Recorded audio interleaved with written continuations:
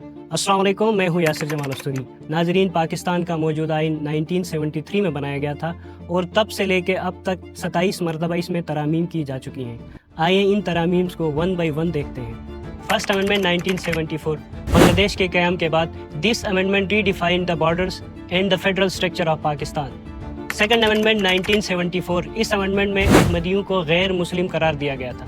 Fourth amendment 1975، اقلیتوں کے لیے قومی اسمبلی میں نشستیں مختص کی گئیں اور عدالتوں کے اختیار محدود کر دیے گئے۔ ففتھ امینڈمنٹ 1976، ججوں کی مدت ملازمت اور ہائی کورٹ کے اختیارات میں تبدیلی کی گئی۔ سکس امینڈمنٹ 1976، ججز کی اپوائنٹمنٹ اور ریٹائرمنٹ کی عمر میں تبدیلی کی گئی۔ سیونتھ امینڈمنٹ 1977، وزیر اعظم کے اعتماد کا ووٹ لینے کا طریقہ متعارف کرایا گیا۔ ایٹھ امینڈمنٹ 1985، صدر کو اسمبلی توڑنے کا اختیار یعنی مشہور زمانہ آرٹیکل 58(2)(b) کو متعارف کرایا گیا۔ ٹینتھ امینڈمنٹ 1987، صدارتی اختیارات اور پارلیمنٹی اختیارات میں توازن پیدا کیا گیا۔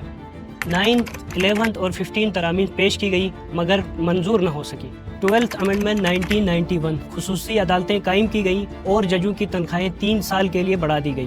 13 امینڈمنٹ 1997، صدر سے اسمبلی توڑنے کے اختیارات واپس لیے گئے اور پارلیمنٹری نظام مضبوط ہوا۔ 14 امینڈمنٹ 1997، پارٹی پالیسیز کے اگینسٹ ووٹ دینے والے اراکین کی نااہلی ممکن ہوئی۔ 16 امینڈمنٹ 1999، اقلیتوں اور پسماندہ علاقوں کے لوگوں کے لیے کوٹا رکھا گیا اور مدت ملازمت 40 سال تک بڑھا دی گئی۔ 17 امینڈمنٹ 2003، صدارتی اختیارات جزوی طور پر بحال کیے گئے۔ 18 امینڈمنٹ 2010، صوبوں کو خود مختاری دی گئی، صدر کے اختیارات محدود کیے گئے اور 58(2)(b) ہمیشہ کے لیے ختم ہو گئی۔ 19 to 22 امینڈمنٹ، عدلیہ، الیکشن کمیشن اور احتساب عدالتوں کے اصلاحات متعارف کرائے گئے۔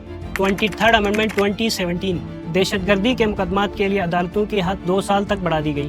24 امینڈمنٹ 2017، قومی اسمبلی کی نشستیں صوبوں کی آبادی کے حساب سے دوبارہ تقسیم کی گئی۔ 25 امینڈمنٹ 2018، فاٹا کا خیبر پختونخوا میں انضمام ہوا۔